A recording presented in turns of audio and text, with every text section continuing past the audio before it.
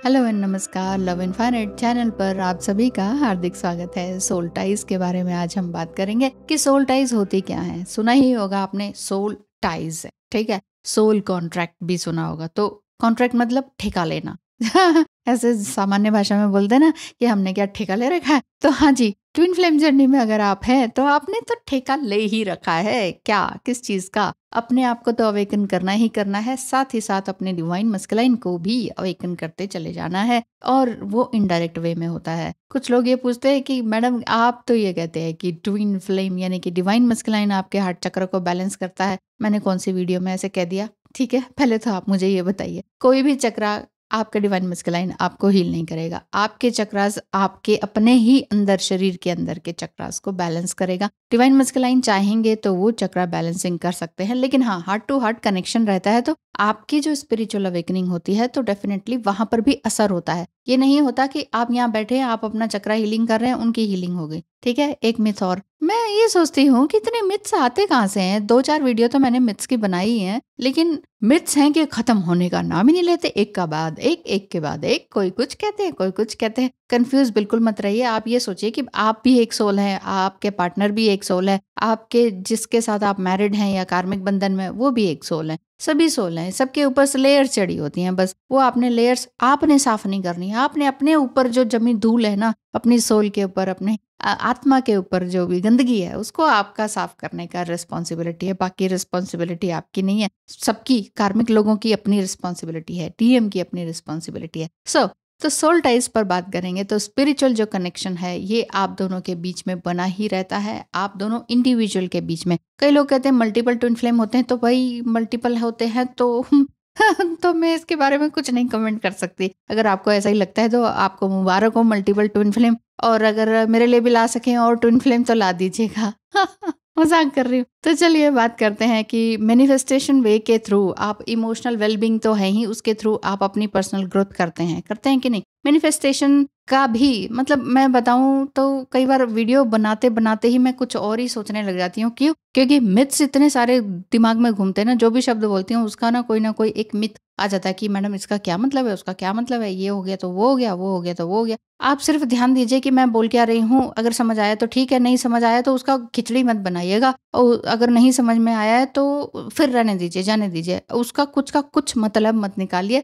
नहीं तो मैं इतने सारे सवालों के जवाब नहीं दे पाती हूँ। आप लोग जो इतने बड़े बड़े मैसेजेस करते हैं उनके जवाब मैं नहीं दे पाती हूँ। जी हाँ, आपको भी ये लग रहा है कि सोल टाइज क्या बला है, सोल कॉन्ट्रैक्ट क्या है। फिर सोल कॉन्ट्रैक्ट के बारे में तो कल के दिन बताऊंगी। तो वो सब क्या है, क्या ट्विन फ्लेम भी ऐसे ही होते हैं या ट्विन फ्लेम कुछ अलग ही प्रजाति होती है? तो बहुत सारे कंफ्यूजन है, तो कंसल्टेशन बुक कराएं। या फिर आपको लगता है कि टैरो रीडिंग के माध्यम से आप अपने पार्टनर की एनर्जी भी जान सकते हैं, तो ये सब कुछ आप जान सकेंगे टैरो रीडिंग से या फिर कंसल्टेशन से। कैसे? स्क्रीन पे दिखाए नंबर पर मैसेज करें। कॉल मत कीजिएगा क्योंकि कोई ना कोई कॉल पर मैं बिजी रहती हूँ, कोई ना कोई ऑडियो रीडिंग मेरा चल रहा होता है। तो प्लीज आप सिर्फ मैसेज करें और पता करें कि क्या है क्या नहीं। ओके, कि हाँ, कि जो आपके जो 3 प्राइमरी टाइप सोल टाइज होती है ना, वो यही रहती है कि पहली बात तो यही है कि पॉजिटिव सोल टाइज आपकी होती है, दूसरा नेगेटिव सोल टाइज, और तीसरा सेक्सुअल सोल टाइज।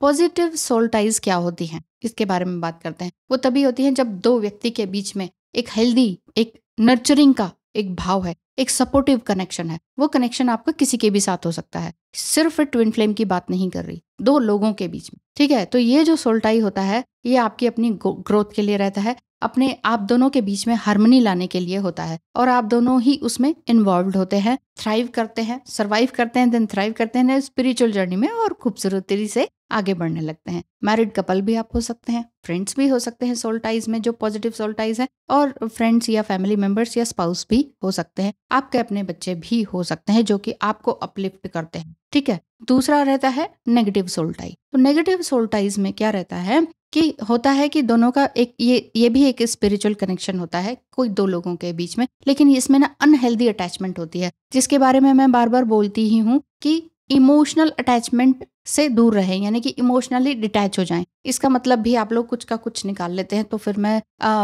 मैं तो एक्सप्लेन ही कर रही हूँ, आप समझते चले जाइए, अपनी लाइफ को सीधा सीधा सही रास्ते पे लाते जाइए, बजाय कि उसको फिर से जिगजैग कर दिया, आपने तो ये बोल दिया, आपने तो वो बोल दिया, वो मैडम वो कहती, वो मैडम, इन सब बातों से थोड़ा बाहर निकलिए, अपने दिमाग अपनी बुद्धि का भी प्रयोग कीजिए और आपकी जो इंट्यूशन पावर है उसका भी प्रयोग कीजिए, ताकि आप बरगलाए ना जा सके। ठीक है, यहाँ तो साफ सीधी बात, साफ बात कहते हैं। बुरी लगती है तो भी क्या कह सकते हैं, बुरी लगेगी तो शायद आपको समझ में आएगी, और मीठी मीठी बातें करना तो आदत है नहीं। बाकी रही बात जो नेगेटिव सोल्टाई की है, उसमें क्या होता है कि आप दोनों का जो इमोशनल अटैचमेंट होता है वो ड्रेनिंग एनर्जी में चला जाता है। आप दोनों जिनके भी साथ आपका नेगेटिव सोल्टाई रहता है, चाहे वो कोई भी हो सकता है, XYZ, ठीक है, तो इसमें आपका जो इमोशनल डिस्ट्रेस हो जाते हैं। आपको ये लगता है कि मेरा जो जितने भी इमोशंस है ना, सब बेकार हो गया, मेरा कोई काम ही नहीं हो रहा, इनको कुछ बताने से काम नहीं होता, इनके साथ रह कर काम नहीं होता। यानी कि ये जो रिलेशनशिप जो बनता है सोल्टाई वाला, नेगेटिव वाला, वो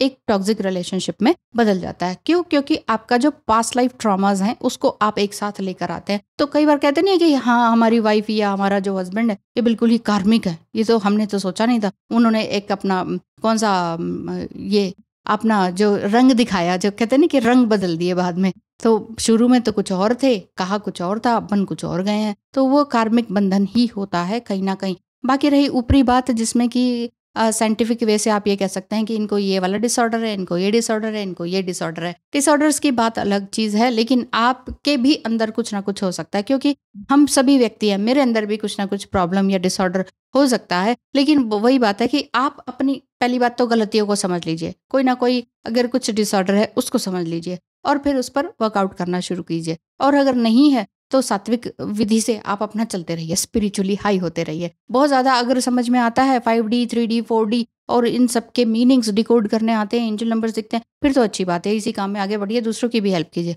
नहीं होता है, सबके बस की नहीं है, कई बार तो नहीं होता है। अगर ऐसा नहीं समझ में आता है तो ज़रूरी नहीं है कि उसी में आप घुसे रहें कि ओहो अब हमें तो 5D समझ नहीं आया, हमें ये समझ नहीं आया। मत कीजिए कुछ भी ऐसा, अपने आप को टॉर्चर मत कीजिए, है ना, कि ये दिख गया वो दिख गया, अब क्या करें। डोंट टॉर्चर योरसेल्फ, सीधी सी बात है। तो जो आपके जो नेगेटिव पर्सनालिटी होती है वो हिंड्रेंस होती है आपकी ग्रोथ में, वो डिपेंडेंसी में आपको लेकर आ जाते हैं। जो नेगेटिव सोल्टाइज होती हैं वो पर्सन टू पर्सन भी डिपेंड करता है कि आपका इनके साथ किस तरह का रिलेशनशिप है, लेकिन वो रिलेशनशिप भी आपको कुछ ना कुछ लेसन सिखा के जाता है। तीसरा है कि आपका सोल टाई कनेक्शन, यानी कि सेक्सुअली सोल टाई कनेक्शन, जिसमें कि ट्विन फ्लेम भी आ सकते हैं। ठीक है, नेक्स्ट टाइम बात करूंगी सोल कॉन्ट्रैक्ट की, ताकि आपको कंफ्यूजन ना रहे। तो सोल टाइज हमारा किसी के साथ हो सकता है, पॉजिटिव, नेगेटिव एंड सेक्सुअल। तो sexual connection some time twin flame के साथ भी रहता है और कार्मिक के साथ भी रहता है। लेकिन ट्विन फ्लेम जब आ जाते हैं आपके लाइफ में तो आपको वहां पर किसी और के साथ या अपने ही स्पाउस के साथ इंटीमेट होने में बहुत ज़्यादा प्रॉब्लम आती है, गंदा लगता है, खराब लगता है। तो यहाँ पर ये कनेक्शन फिर बहुत अच्छा कार्मिक के साथ भी नहीं बन पाता। पेरेंट्स अगर कुछ और कहते हैं तो ये होता है कि भाई पेरेंट्स का मतलब ये है कि पेरेंट्स फिर ये कहते हैं भाई शादी हो गई, बच्चे कब करोगे। इधर से आपका मन ही नहीं है और इधर आपका मन जो है ट्विन फ्लेम में चला जाता है। देखिए 3D वर्ल्ड के हिसाब से देखा जाए तो ये कनेक्शन एक ये जो आपका 3D वर्ल्ड में बोलते हैं एक्स्ट्रा मैरिटल अफेयर, ये बन जाता है। जब ये बन जाता है तो ऐसे में आप किसी को समझा नहीं सकते कि ये ना ट्विन फ्लेम जर्नी है। यहाँ पर आपका जो ये पार्टनर होते हैं, जो सोल टाई होता है, वो कई बार कार्मिक के साथ भी बहुत अच्छा रहता है, या आपको सोलमेट मिल जाते हैं। सोलमेट के साथ भी सेक्सुअल कनेक्शन बड़ा अच्छा बना रहता है और ये रिलेशनशिप अच्छा होता है। जबकि जो सेक्सुअल सोल कनेक्शन है वो काफी हद तक देखा जाए तो हेल्दी कनेक्शन ही माना जाता है। एक अच्छा स्ट्रांग बॉन्ड या कमिटमेंट वाला पार्टनर आपको मिलता है। ये पार्टनर आपका ट्विन फ्लेम हो सकता है, जो कि जरूरी नहीं है कि वो डिस्टॉर्टेड एनर्जी में हो। ये हो सकता है कि वो आपका जो ट्विन फ्लेम है वो काफी स्पिरिचुअल बीइंग है, लेकिन इस तरह से आपके साथ कभी ना कभी फिजिकल कनेक्शन भी बना लेते हैं या बन जाता है अपने आप ही ऑटोमेटिकली। तो इस तरह की ये जो कनेक्शन है, इनको समझने में कभी भी कंफ्यूज मत हुआ कीजिए।